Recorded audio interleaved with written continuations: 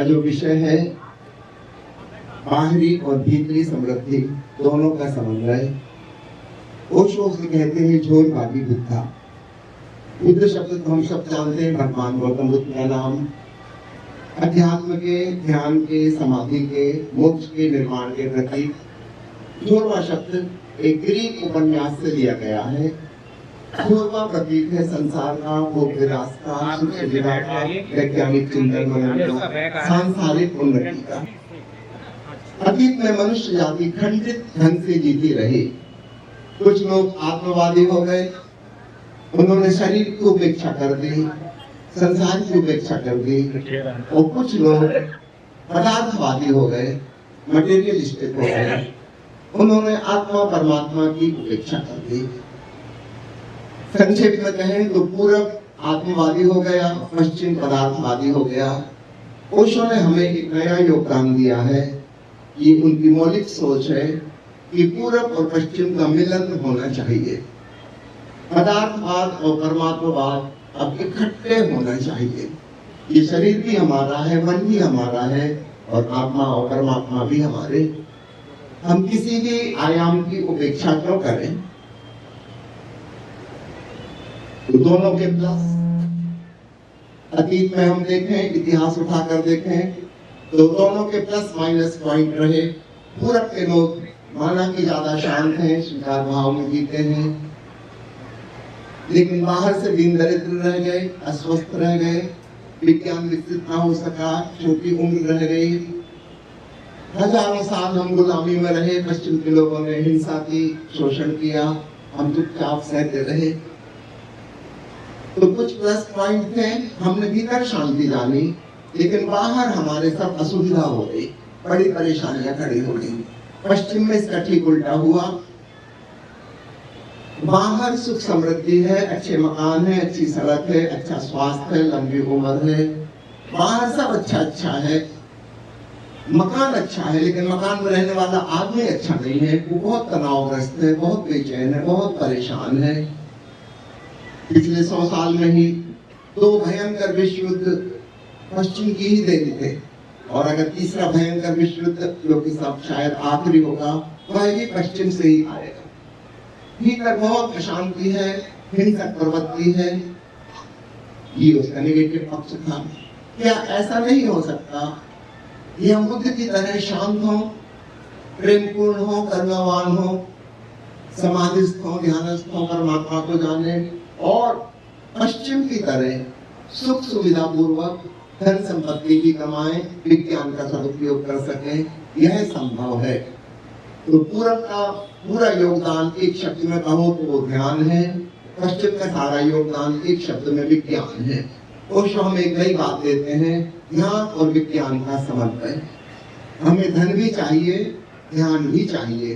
अकेला धन पर्याप्त नहीं है, अकेला ध्यान भी पर्याप्त नहीं है। पूरब और पश्चिम की दोनों संस्कृतियां आधी अधूरी हैं। एक पूर्ण संस्कृति, एक टोटल कल्चर डेवलप होना चाहिए, जहां हम भीतर शांति में रह सकें, प्रीतिपूर्ण हमारा हृदय हो, हमें ध्यान में, समाधि में डूबने की कला आती हो, हमें अपनी आत्मा का, परमात्मा का भी एहसास हो, हम ब्रह्मास्मि का आत्मज्ञान हमें हो सके, और बाहर के जगत में हम सारी सुख सुविधाओं का सदुपयोग कर सकें, संपन्न ढंग से जीवन जी सकें। यह बिल्कुल संभव है। मुझे याद आता है एक पुरानी फिल्म की चित्रलेखा, जिसमें भगवती चरण वर्मा का एक गीत है, संसार से भागे फिरते हो संसार, भगवान को तुम क्या पाओगे? इस लोक को भी जो पा न सके, उस लोक में भी पछताओगे। ये भोग भी एक तपस्या है, तुम त्याग के मारे क्या जानो, होगा अपमान रचेता का, रचना को अगर ठुकराओगे। यदि हमने संसार की उपेक्षा की, उसका अपमान किया, तो हमने फिर सृष्टा का ही अपमान कर दिया। तो पूरब में यह गलती हुई है, हमने सृष्टा की तो पूजा की, और सृष्टि को हमने इग्नोर ही कर दिया, उसको हमने त्याग योग्य समझा, उसको हमने जीने योग्य भी नहीं समझा। हमारे प्रतिभाशाली लोग समाज और शहर और परिवार को छोड़ के जंगल में जाके गुफाओं में रहने लगे, बड़ा नुकसान हुआ। पश्चिम में ठीक उल्टा हुआ, उन्होंने कहा यह शरीर ही सब कुछ है, शरीर का भोग, इंद्रियों का भोग, यही सब कुछ है, इसी में जीना है। इसका दुष्परिणाम यह हुआ कि वे एक सुंदर हृदय कमल विकसित नहीं कर पाए, उनके भीतर चैतन्य का फूल न खिल सका, वे समाधि की सुवास से अपरिचित ही रह गए। क्या ऐसा नहीं हो सकता कि पूर्व और पश्चिम का मिलन हो, भोग और योग अब दोनों का महायोग हो? इस संबंध में ही थोड़ी सी बातें हम आपसे करने आए हैं। मैं निवेदन करता हूँ माँ प्रिया जी से अगला सूत्र। अगले सूत्र के बारे में कहना चाहूंगी। माओ से तुंग के जीवन की एक घटना के द्वारा ये ज्यादा स्पष्ट हो जाएगा। बचपन में माओ ने देखा कि उसकी माँ जो थी बहुत सुंदर बागवानी करती थी और बड़े सुंदर सुंदर फूल हुआ करते थे, और इस बगिया को देखने के लिए दूर दूर से लोग आया करते थे। इसकी बड़ी गरिमा थी, इसकी बड़ा नाम था। एक बार माओ से तुंग की मदर बीमार हुई, और बीमार हुई तो क्या, बीमार होती ही चली गई। उसकी माँ बहुत ही चिंतित और दुखी और आंखों में आंसू लिए हुई थी। माओ से तुमने बोला, माँ तुम उदास और इतनी चिंतित अपनी बीमारी से भी नहीं हुई, और आज क्यों इतनी उदास हो रही है? उसने बताया कि मैंने जो बगिया लगाई है, अब मैं इसकी देखभाल बिल्कुल भी नहीं कर पा रही, आगे तो दिनों दिन ऐसा लगता और भी नहीं कर पाऊंगी, तो क्या किया जाए? माओ बोला, माँ बिल्कुल चिंता मत करो, मैं तुम्हारी बगिया की देख रेख करूंगा, पूरी शक्ति लगा दूंगा, पूरा दिन उसी में व्यतीत कर। माओ से तुम बगिया देखने जाने लगा। दिन से लेकर रात तक, शाम तक वो लगा ही रहता, बगिया की केयर लेता था। लेकिन जाने क्या हुआ, दिन ब दिन फूल सूखते गए, पौधे मुरझाते गए। माओ से तुमकी चिंता बढ़ती गई, और जब माँ एक दिन तैयार हुई, चलने लायक हुई, तो उसने बोला, चलो बेटा तुमने बगिया की रक्षा की, मुझे दिखाओ। माँ से दिन रोने लगा, बोला, माँ मैंने तो पूरी जान लगा दी अपनी, लेकिन मैं बगिया न जाने क्या हुआ, दिन ब दिन सूखती चले गई, और आज बिल्कुल ही वहां पर सब कुछ सूखा हुआ है, बगिया नाम की चीज ही नहीं बची। न जाने क्या हुआ। माँ ने पूछा, तूने कैसे केयर की? उसने बोला, मैंने तो पूरी केयर की, बहुत प्रेम दिया, एक एक पत्ते को पोंछा, एक एक फूल को चूमा, मैंने हर चीज को संवारा, हर पेड़ को जो पानी दे सकता था स्प्रे भी किया, लेकिन फिर भी सूख रहे पेड़। तो माँ ने कहा, बेटा तूने फूल को, तूने पत्ती को साफ किया, लेकिन पानी तो जड़ों में देना। वो माँ से हैरान रह गया, बोला, जड़े? मुझे तो फूल ही दिखाई दिए, पत्ते ही दिखाई दिए। हमें हंसी आएगी इस बात पर, माँ से तुमकी मदर को भी हंसी आई, और सारा तो वो भूल गई। लेकिन हमारा जीवन की शैली क्या ऐसी नहीं है? हमें जो दिखाई देता है, हमारा शरीर दिखाई देता है, हमारा मन समझ में आता है, बस हम उसी की केयर लेते हैं। लेकिन जो दिखाई नहीं देता, वो हमारी आत्मा, वो हमारी जड़ें, क्या हम उसको पानी देते हैं? क्या हम उसकी केयर लेते हैं? जब हम उसकी केयर लेंगे, उसे पानी देंगे, तभी हम कह सकते हैं कि हम समग्र रूपेण जीते हैं। उसकी केयर कैसे लें? अपनी आत्मा का ध्यान कैसे रखें? उसे पानी कैसे दें? उसे चाहिए हमारे ध्यान का पानी। हमारा ध्यान का पानी सिर्फ पत्तों में, फूलों में जा रहा नहीं, जड़ों में चाहिए वो पानी। हमारा ध्यान हम पर लौटे। उसे चाहिए प्रेम का पानी। हमारा प्रेम स्वप्रेम बने, पहले हम स्वयं को प्रेम करें, और वही फिर जब दूसरे पर लौटेगा तो बात बन जाएगी, जीने की समग्र रूप में जीना आ जाएगा। जब हम आत्मा की भी केयर लेते हैं, जब हम इस शरीर और मन की भी केयर लेते हैं, तब फिर हम समग्र रूपेण जीते हैं। और ओशो कहते हैं कि समग्र रूपेण जीना ही धर्म है, अधूरा जीना अधर्म है। और उनकी बात जोरवादी बुद्धा की, वो जो जीवन शैली आज के मनुष्यता को देकर गए हैं, इस गीत में, स्वामी योग कीर्तन के इस गीत में पूरी बातें आ जाती हैं। मैं 2 लाइन में इस गीत के माध्यम से बात को प्रस्तुत करना चाहूंगी। कुछ ऐसी हमारी किस्मत हो, कुछ ऐसी हमारी किस्मत हो, पीता भी रहूं और प्यास भी हो, मस्ती में बहकता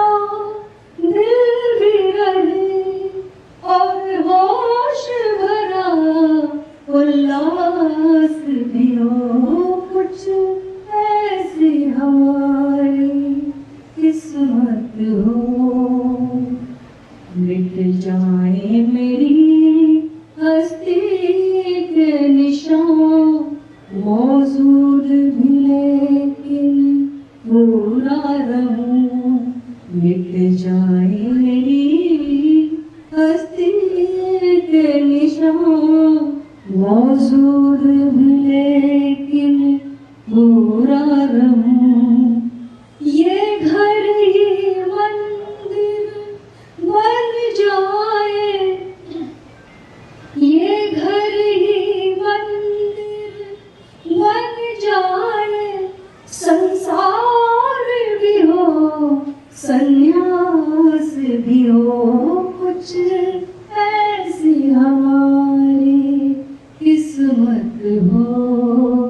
ओशो है ओशो, ओशो है ओशो, बाहर भीतर के भेद मिटे, धन धान भी हो और ध्यान भी हो। विज्ञान हो तो ज्ञान भी हो, विज्ञान हो अंतर ज्ञान भी हो। जीने की कला और प्यार भी हो, कुछ ऐसी हमारी किस्मत हो। ओशो है ओशो, ओशो है ओशो।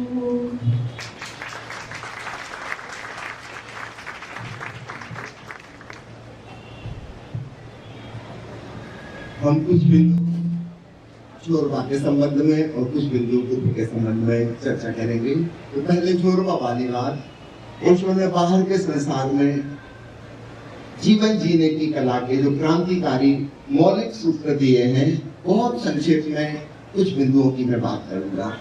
पहला बिंदु ओशो का क्रांतिकारी है राजनीति के संबंध में। हम सब जानते हैं पुराने जमाने में राजशाही थी, साम्राज्यशाही थी, फिर धीरे धीरे प्रजातंत्र आया और हमने प्रजातंत्र को भी देख लिया, उससे भी हम ऊब गए हैं, बोर हो गए हैं। कुछ देशों में साम्यवाद आ गया, वो भी असफल हो गया। एक नए प्रकार के तंत्र की जरूरत है। अब गणतंत्र नहीं बल्कि गुणतंत्र, ओशो का एक नया योगदान। डेमोक्रेसी की जगह मेरिटोक्रेसी।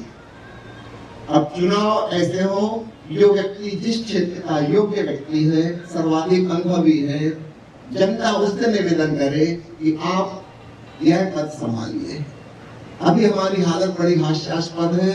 इस प्रकार की प्रजातांत्रिक प्रणाली है, एक व्यक्ति हो सकता है शिक्षा मंत्री बन जाए और खुद अंगूठा छाप हो सकता है आदमी स्वास्थ्य मंत्री बन जाए और उसको मेडिकल साइंस का एबीसीडी भी नहीं आता। अक्सर यही हो रहा है। होना ये चाहिए कि जो व्यक्ति मेडिकल कॉलेज का प्रिंसिपल डीन रह चुका है कम से कम 10 साल मिनिमम, केवल वही स्वास्थ्य मंत्री के चुनाव में खड़ा हो सकता है। और वोट डालने का अधिकार भी प्रत्येक व्यक्ति को नहीं होगा। उसके लिए भी मिनिमम क्वालिफिकेशन, कम से कम मेडिकल साइंस में ग्रेजुएट हो, वही वोट डाल सकता है। दूसरे लोगों को क्या पता, वो कैसे चुन सकते हैं? अगर शिक्षा मंत्री चुनना है तो कम से कम जो 10 साल वाइस चांसलर रह चुका है किसी यूनिवर्सिटी में, उसे चुनाव में खड़े होने का अधिकार हो। और मिनिमम प्रोफेसर के पद वाला व्यक्ति ही वोट डाल सकता है। अन्य लोगों को शिक्षा के मामले में क्या पता, वो कैसे चुनेंगे कौन सही कौन गलत? तो केवल कुछ क्षेत्र के व्यक्ति ही चुनेंगे और सर्वाधिक अनुभवी व्यक्ति को चुनेंगे। यह एक नई प्रणाली ओशो ने दी। गणतंत्र की जगह गुणतंत्र, प्रजातंत्र की जगह डेमोक्रेसी की जगह मेरिटोक्रेसी। चुनाव मेरिट के आधार पर होगा। राजनीति की है बात। दूसरी बात, हमारे प्राचीन ऋषियों ने वसुधैव कुटुंबकम की कल्पना की कि सारी जगत एक परिवार एक कुटुंब हो जाए। ओशो कहते अब समय आ गया, ऋषियों का वह सपना साकार करने का समय। देशों के विभाजन हट जाना चाहिए। वन वर्ल्ड गवर्नमेंट, एक विश्व सरकार हो, और इसकी शुरुआत यूएनओ की तरफ से हो सकती है।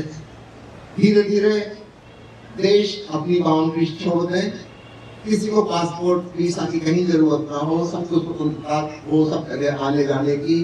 पूरी मनुष्य जाति एक है।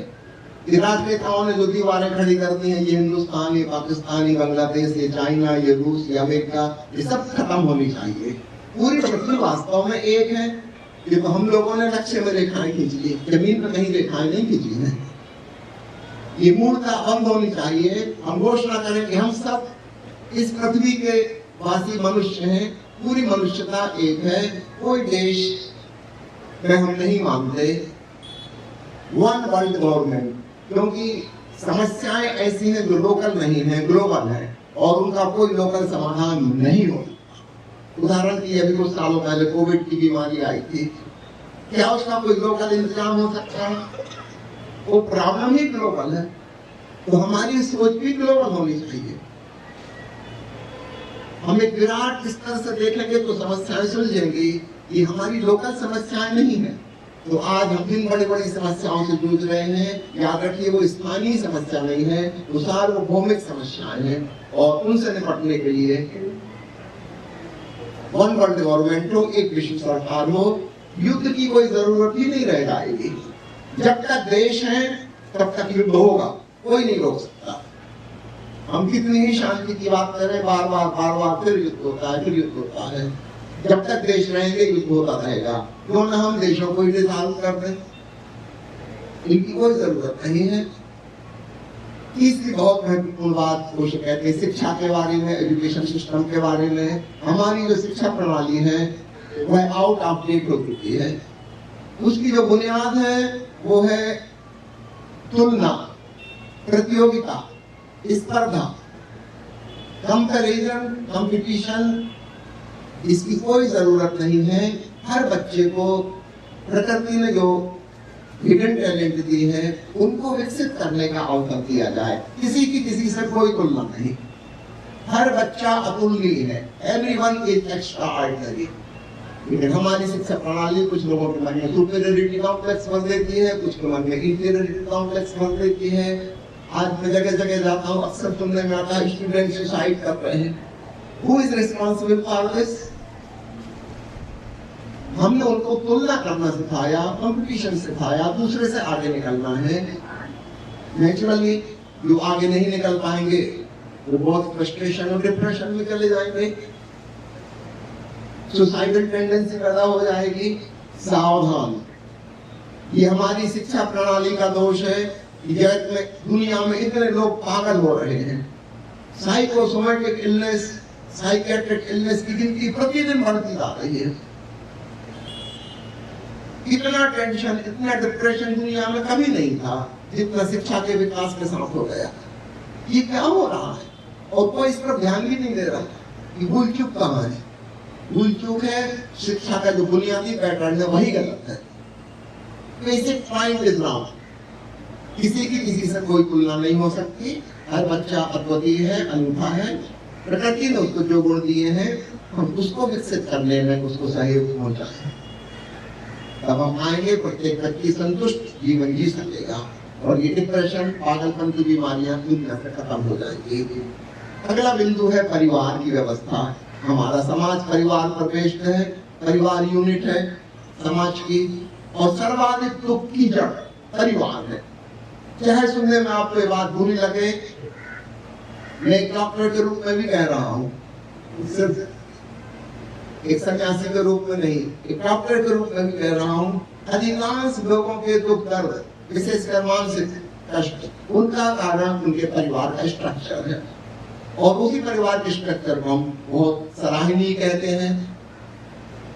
इससे इतना दुख दर्द पैदा हो रहा है। परिवार का स्ट्रक्चर बदलने की आवश्यकता है। हम सब जानते हैं पुराने जमाने में, पाषाण युग में, कभी बड़े बड़े कबीले हुआ करते थे। उस समय परिवार का स्ट्रक्चर वही था।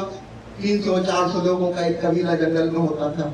फिर समय बदला, कल्चर डेवलप हुआ, एग्रीकल्चर आया, गांव बसने लगे, कबीले का सिस्टम खत्म हो गया। वो परिस्थिति अब बची ही नहीं। फिर संयुक्त परिवार आया। फिर देखते देखते करीब 100 साल पहले संयुक्त परिवार भी डिसॉल्व हो गया। अब एकल परिवार, इंडिविजुअल फैमिली सिस्टम आया। और अभी देखते देखते 20-25 साल में वह भी समापन पर आ गया है। वो पति पत्नी भी चैन से आपस में नहीं रह सकते और इस बारे में हमें कुछ सोचना पड़ेगा, सम अल्टरनेट फॉर इट।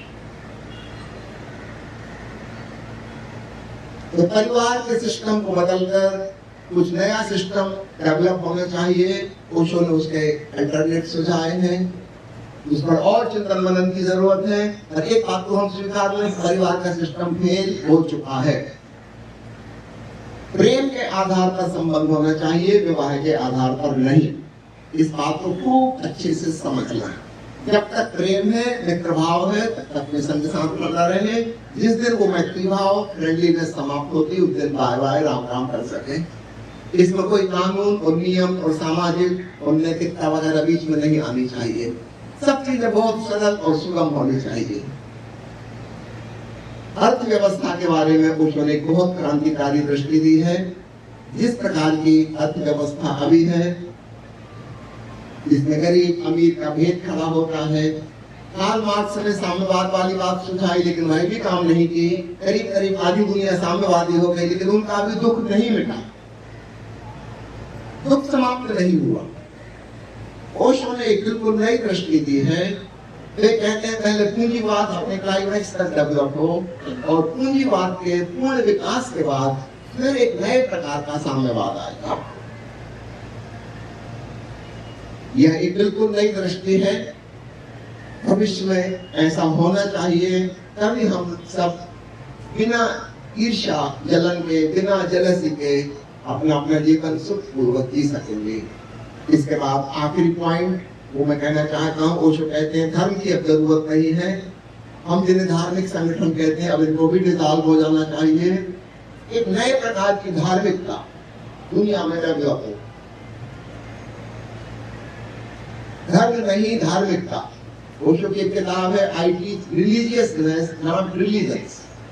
जैसे राजनीति और देशों के विभाजन से लड़ाई झगड़ा शुरू होता है, युद्ध होता है, ठीक वैसे ही धर्म और संप्रदाय की वजह से बहुत खून खराबा हुआ है। ये सारे धर्म प्रेम करना सिखाते हैं और कुल मिलाकर परिणाम होता है सांप्रदायिक दंगा फसाद, सामूहिक हत्या। ये कैसे धर्म है? एक क्वेश्चन मार्क सबके मन में पैदा होना चाहिए। What we are doing in the name of religion? इसको धर्म कहना उचित भी है नहीं। एक नए प्रकार की धार्मिकता होना चाहिए जिसकी कोई संस्था नहीं होगी, कोई संगठन नहीं होगा। ये इंडिविजुअल निजी बात होगी। जैसे प्रेम एक निजी बात है, प्रेम की संस्था और संगठन तो नहीं है। ठीक वैसे ही धार्मिकता करते हैं प्रभु के प्रति प्रेम, परमात्मा के प्रति प्रेम। जब छोटे से साधारण प्रेम के भी संगठन नहीं होते, और हम जानते हैं जहां संगठन बना वहां प्रेम नष्ट हो जाएगा, संगठन हावी हो जाएगा, पॉलिटिक्स आ जाएगी।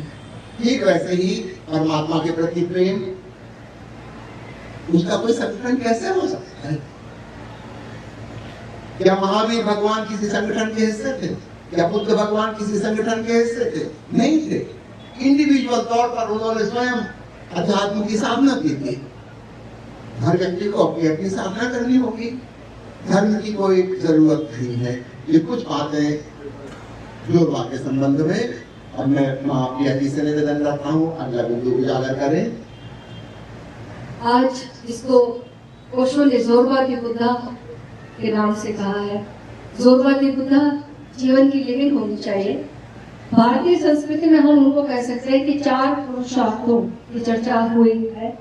मनु ने, बृहस्पति ने, इन्होंने 4 पुरुषार्थों की चर्चा की है। अर्थ, काम, धर्म और मोक्ष।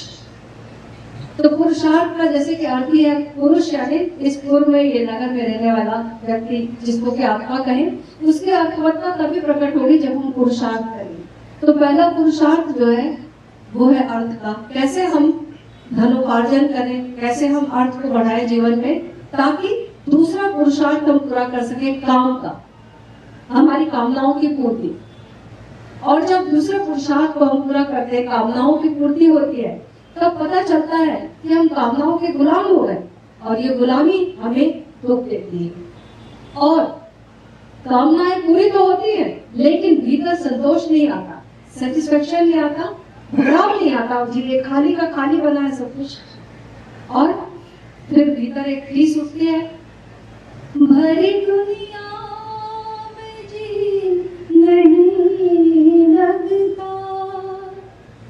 सारी दुनिया में जी नहीं लगता, जाने किस चीज की कमी है अभी, कोई ताजा हवा चली है अभी, दिल में एक लहर सी उठी है अभी। भीतर प्रश्न उठता है कि ये दिल तो भरता ही नहीं, कितनी भी कामनाओं की तृप्ति हो जाए लेकिन फिर बोर्डम, लेकिन भीतर एक सुकून, एक आराम और तृप्ति नहीं आती। तो यहाँ से अब खोज शुरू होती है, ये भारी भराव कैसे आए, ये संतोष कैसे आए, तो धर्म की शुरुआत होती है। धर्म जो है हमें आगे मोक्ष की ओर रास्ता देता है। धर्म साधन बनता है कि कैसे हम निष्काम हो सके, कैसे हम मुक्त हो सके, कैसे हम जीवन मुक्त होकर जी सके इस संसार में, इसकी राह देता है। तो ये अगर हम पहला पुरुषार्थ पूरा करते हैं, वो साधन है दूसरे पुरुषार्थ को पूरा करने का, और बाकी धर्म साधन है मोक्ष तक जाने का। तो अगर हम इस तरीके से चलते हैं, जीवन को जीते, तो एक सर्वांगीण जीवन जिएंगे। और यही जीवन शैली ओशो ने हमें दी है, पूर्णता से जीने की, जिसको कि वो कहते हैं जोरवा विबुद्धि। आए हम इसके बारे में आगे स्वामी जी से सुनते हैं। भगवान गौतम बुद्ध, याद रखिएगा, बुद्ध होने के पहले स्वयं भी जोरवा थे। राजमहल में उनका पालन पोषण हुआ है, राजकुमार की भांति सब प्रकार के भोग विलास में दिए हैं, तब जाके बुद्धत्व का फूल खिलेगा। ठीक यही कहानी भगवान महावीर के जीवन में हम देख सकते हैं। बुद्ध भी जोरवादी बुद्ध ही थे, इस बात का स्मरण रखिएगा। अब मैं आता हूँ ओशो की मुख्य 4 शिक्षाओं पर। यहाँ बहुत से नए मित्र बैठे हैं, कुछ पुराने ओशो के प्रेमी भी बैठे हैं। तो ओशो के सारे जीवन दर्शन को, जो कि 650 किताबों में फैला हुआ है, यदि उसका सारांश निकालें तो मैं 4 शब्दों में ही वह पूरी बात कह सकता हूँ। पहला है जीवन का सम्मान, दूसरा है ध्यान, तीसरा है प्रेम, और चौथा है ओंकार का ज्ञान, ब्रह्म ज्ञान। इन 4 बातों में सारी बात आ जाती है। तो पहला बिंदु जीवन का सम्मान। जिस प्रकार से हम बचपन से सुनते आए हैं, अपने परिवार में, समाज में, आसपास के माहौल में, विशेषकर धर्म गुरुओं के द्वारा, महात्माओं के द्वारा, वह जीवन का अपमान है, जीवन की निंदा है, जीवन की आलोचना है। महात्मा गण कहते हैं कि आवागमन कैसे मुक्त हो जाए, कि दोबारा ये जीवन मिले ही ना। जीवन की इतना ज्यादा कंडेमनेशन की गई है हर जगह। ईसाई धर्म में वे कहते हैं कि आदम और ईव जो पहले मनुष्य थे, उन्होंने ईश्वर की आज्ञा का उल्लंघन कर दिया और तब उनको दंड मिला, और वह दंड आज तक मनुष्य जाति भुगत रही है, पीढ़ी दर पीढ़ी। जीवन का इससे बड़ा अपमान क्या होगा कि जीवन एक दंड है, एक सजा है, फिर जीवन मजा कैसे हो सकेगा? हम मानते ही चले कि जीवन गलत है। हमारे देश में अधिकांश लोग मानते हैं कि पिछले जन्मों में कुछ पाप किए थे, इसलिए यह जिंदगी हमें मिली है, भुगतने के लिए, कष्ट भुगतने के लिए। This is very condemnatory remark about life. Osho हमें जीवन के प्रति बहुत पॉजिटिव एटीट्यूड सिखाते हैं। वे कहते हैं जीवन ही है प्रभु, और न खोजना कहीं। परमात्मा का प्रकट रूप जीवन है। हाँ, परमात्मा इसके भीतर छिपा उसका प्रकट रूप भी है, इसको हम ध्यान के द्वारा, समाधि के द्वारा जानेंगे, लेकिन इसको हम जीवन कह रहे हैं, यह उसका प्रकट रूप है। अपने शरीर के प्रति भी सम्मान, अपने मन का भी सम्मान, दूसरा जीवन दूसरों में जो है उसके प्रति भी एक सम्मान की भावना होगी, प्रेम और अहिंसा की भावना अपने आप आ जाएगी। इस जीवन को कैसे हम और समृद्ध बनाए, सुंदर बनाए, ये हमारा भाव होना चाहिए। जीवन से पलायन नहीं करना है, छोड़कर नहीं भागना है। इस दुनिया को स्वर्ग कैसे बनाए, ये हमारा उद्देश्य होना चाहिए। हमारे देश के प्रतिभाशाली लोग जंगलों में, गुफाओं में जाके बैठ गए, उन्होंने बहुत बड़ा नुकसान पहुंचाया, क्योंकि वे संसार को जो कंट्रीब्यूशन दे सकते थे वो उन्होंने नहीं दिया। याद रखना, पश्चिम में जो विज्ञान का विकास हुआ है, जो कोई पूरे जनता जनार्दन ने नहीं किया है। इन्हें कोई प्रतिभाशाली लोग होते हैं, बाकी भीड़ को फॉलो करती है। अगर हम विज्ञान के इतिहास में से 20-25 नाम हटा लें तो हम पाएंगे पश्चिम की पूरी संस्कृति फ्लॉप हो गई। तो 20-25 लोगों का योगदान है, उनका कंट्रीब्यूशन है। हमारे देश के प्रतिभाशाली लोग जो गुफाओं में जाके बैठ गए, संसार से पलायन कर गए, सन्यासी हो गए, महात्मा बन गए, वे जगत को जो कंट्रीब्यूशन दे पाए थे वो नहीं दे पाए। एक बड़ा अपराध उनके नाम है। They should be blamed for it। कि जगत में जो उन्नति हो सकती थी उनकी बुद्धिमत्ता के माध्यम से वह नहीं हो पाई, जगत को बड़ा नुकसान हुआ। काश हम जीवन का सम्मान करना सीखें, तब हम जीवन से पलायन नहीं करेंगे। हम इसको सुंदर और बेहतर और ज्यादा सुविधापूर्ण और ज्यादा संपन्न और ज्यादा स्वस्थ बनाने का प्रयास करेंगे। ये हर व्यक्ति का कर्तव्य है। यह पहला बिंदु है, जीवन का सम्मान। एक छोटी सी कहानी कह के मैं अपना यह बिंदु पूर्ण करूंगा। मैंने सुना है दूर देश का कोई आदमी केरला में पहुंचा, वहां उसने पहली बार नारियल के फल देखे। उसने कभी देखे नहीं थे नारियल, वो जहां से आता था। उसने पूछा ये क्या है, बताएगा कि बहुत स्वादिष्ट और बहुत स्वास्थ्यवर्धक फल हैं। और बड़ी बड़ी दुकानें थी नारियल की, लोग नारियल खरीद रहे थे। उसने सोचा मैं भी खरीद के ले जाऊं अपने गांव के लोगों के लिए, सब लोग बड़े प्रसन्न होंगे। खूब सारे नारियल उसने खरीद लिए और बोझ ढो के अपने गांव दूर देश को ले गया। गांव में जाकर उसने घोषणा कर दी कि मैं परदेश से एक विचित्र फल लेके आया हूँ जो हम लोगों ने कभी देखा ही नहीं, और आज शाम को मेरे घर में सब लोग आइए, हम लोग मिल बांट के खाएंगे। पूरा गांव इकट्ठा हुआ, 100-150 लोग। उसने वह बोरा खोला नारियल का, सब लोग देख के हैरान हुए, इतना बड़ा फल, इतना कठोर फल। उन लोगों ने खाने की कोशिश की, किसी का दांत टूट गया, किसी के जीभ में घाव हो गया, किसी की जीभ कट गई, किसी को ओंठ में घाव हो गया, खून बहने लगा। वो कहने लगे ये कैसा फल है। वो आदमी जो बेचारा लेके आया था दूर से, वो भी हैरान हुआ, ये तो खाने योग्य नहीं है। लोग कहे तो पत्थर कैसा है, किसी ने तुमको बुद्धू बना दिया, लूट लिया तुमको, फल बता दें, ये फल है ही नहीं। वो लोग बहुत परेशान हो गए। अंत में उन्होंने पूरा पूरा उठा के नदी में फेंक दिया कि किसी ने धोखा दिया है, ये फल है ही नहीं। जीभ कट गई, होंठ में घाव हो गया, दांत उखड़ गया, बड़ी परेशानी हो गई। कुछ ऐसी स्थिति हमारी है, हमें जीवन जीने की कला नहीं आती। और जिन लोगों को जीवन जीने की कला नहीं आती थी, वो कहने लगे कि जीवन बेकार है, व्यर्थ है, आवागमन से मुक्त होना चाहिए, जीवन जीने योग्य नहीं है, इसका त्याग कर दो, तपस्या करो, सुख सुविधा में नहीं जीना है। वो जीवन के विरोधी हो गए, लाइफ नेगेटिव एटीट्यूड। और असलियत क्या थी, उनको पता नहीं था कि नारियल कैसे खाया जाता है। तो नारियल खाने की कला निश्चित रूप से सीखनी होगी। हम पैदाइश से सीख कर नहीं आए हैं। जन्म से हम क्या सीख के आए थे, कुछ भी नहीं, सब कुछ तो हमने यहीं आके सीखा है। तो ओशो के जो 4 मुख्य स्तंभ हैं ओशो के मंदिर के, उनमें से पहला स्तंभ है रिवरेंस फॉर लाइफ, जीवन का सम्मान। दूसरा बिंदु वहां से सुनते हैं। प्यारे मित्रों, जब हम जीवन का सम्मान करेंगे तो निश्चित रूप से स्वयं के प्रति प्रेम भी जागेगा। दूसरा जो स्तंभ है ओशो के मंदिर का, वो है प्रेम। हमने जीवन की निंदा की है आज तक, लेकिन अगर जीवन का सम्मान है तो निश्चित रूप से हम स्वयं के प्रति प्रेम से भरेंगे। आत्म निंदा नहीं, बल्कि आत्मग्लानि नहीं, बल्कि आत्मसम्मान से भरेंगे। ओशो आए इस दुनिया में, ओशो हर एक को हाथ जोड़कर प्रणाम करते रहे। पहले ऐसा होता नहीं था उनके बैठ, लेकिन उन्होंने आकर एक एक व्यक्ति को हाथ जोड़कर प्रणाम किया और कहा तुम्हारे भीतर बैठे हुए परमात्मा को मैं नमन करता हूँ। वो याद दिलाते थे कि हमारे भीतर हम एक मंदिर है और हमारे भीतर वो भगवत्ता छिपी हुई है, परमात्मा के बीच हम हैं और परमात्मा हमें भी प्रकट हो सकता है।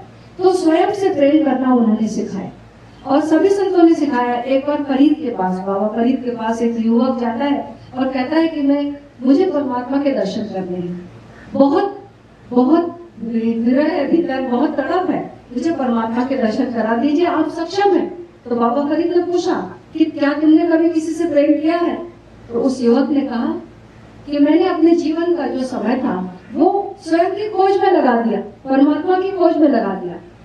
बाबा फरीद ने दोबारा कुछ देर रुककर उस युवक से पूछा, जरा फिर से याद करो और थोड़ा दिमाग जोर डालो, थोड़ा दिल तक जाओ और पूछो कभी किसी से तुमने प्रेम किया? वो युवक और अकड़ कर बोलता है कि मैंने तो पूरा जीवन साधना में लगाया, इन तुच्छ बातों के लिए मेरे पास कहाँ समय रहा? तो बाबा फरीद ने बोला, आंखों में आंसू लेकर बोला, मैं तुम्हारी मदद नहीं कर सकता। क्या तुम याद कर सकते हो तुमने अपनी माँ को प्रेम किया, या बहन को प्रेम किया, या अपने बेटे को प्रेम किया? किसी को तो प्रेम किया। उसने बोला, मेरे पास वो वक्त ही नहीं मिला। बाबा फरीद आंसू आंखों में आ गए और बोले कि मैं अब तुम्हारी कोई मदद नहीं कर सकता। काश तुमने किसी से प्यार किया होता, उसी प्रेम को मैं निखारता, उसे निखारने की कला बताता, और वही सूत्र मिल जाता तुम्हें परमात्मा तक पहुंचने का। अगर हमें भगवत्ता, अगर हमें धार्मिकता को अनुभव करना है, तो उसका दूसरा स्तंभ है प्रेम, जिसमें कि अवश्य रूप से स्वयं से प्रेम, और जब हम स्वयं से प्रेम करेंगे तभी हम दूसरों से प्रेम कर सकते हैं। जब हमारे भीतर एक संवेदना पैदा होगी, मधुरिमा कंठ में ना होती तो शब्द विषबाण हो गया होता, संवेदना हृदय में ना होती तो हृदय पाषाण हो गया होता, वासना प्रेम में ना होती तो प्रेम वरदान हो गया होता, याचना भक्ति में ना होती तो भक्त भगवान हो गया होता। तो कैसे ये शुद्धि हो, कैसे हमारी भक्ति से याचना विदा हो, कैसे हमारे प्रेम से वासना विदा हो, इसके सूत्र हमें ओशो देते हैं इन 4 स्तंभों के माध्यम से। अगला स्तंभ है, प्रेम की बात जमाने में निराली देखी, प्रेम से प्रेम की फलती हुई डाली देखी। प्रेम इंसान को इंसान बना देता है, प्रेम पत्थर को भगवान बना देता है। तो ये पत्थर कैसे भगवान हमारे लिए बच जाता है, तो उसका सूत्र आगे के स्तंभ में हमें मिलेगा। आइए, तो जीवन का सम्मान प्रेम जो बढ़कर भक्ति बन जाता है। और तीसरा स्तंभ ओशो के मंदिर का है, वो है ध्यान, मेडिटेशन। ध्यान के संबंध में 2 प्रकार की मिसअंडरस्टैंडिंग है। कुछ लोग कंसंट्रेशन को मेडिटेशन समझते हैं और कुछ लोग विजुअलाइजेशन को मेडिटेशन समझते हैं। दोनों ही बातें गलत। Meditation is not concentration, meditation is not visualisation.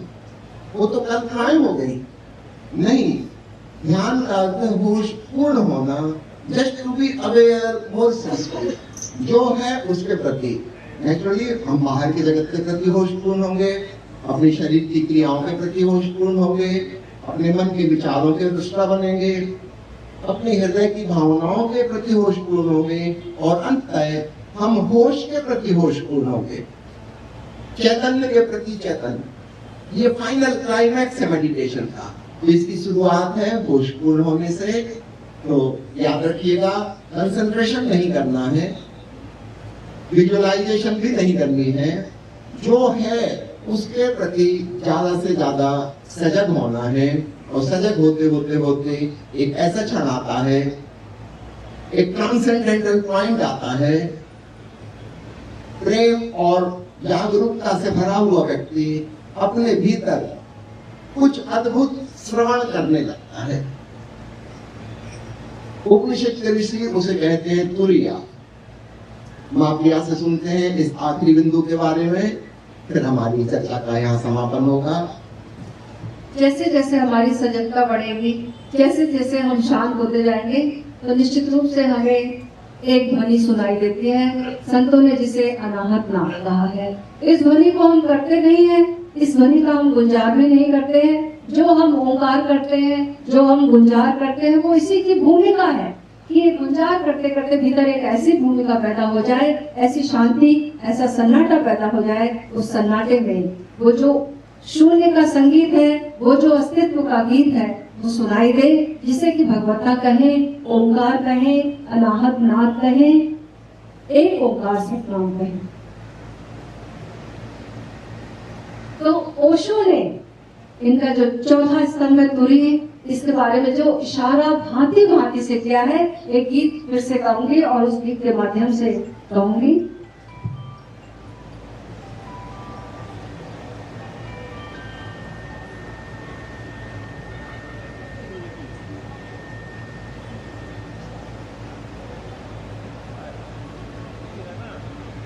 Osho का समझो इशारा, सुनो सब ओंकारा, गुरुवर ने भवजन से तारा, सुनो सब ओंकारा, ओशो का समझो इशारा।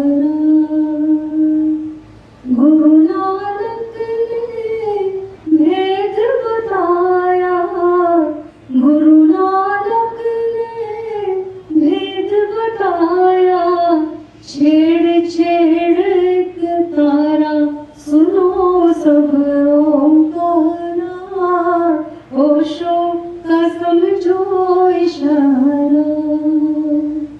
श्री कृष्ण गीता में बोले, श्री कृष्ण गीता में बोले, ओम है रूप हमारा, सुनो सब ओंकारा, ओशो का समझो इशारा। बाइबल में जीसस ने बताया, बाइबल में जीसस ने बताया।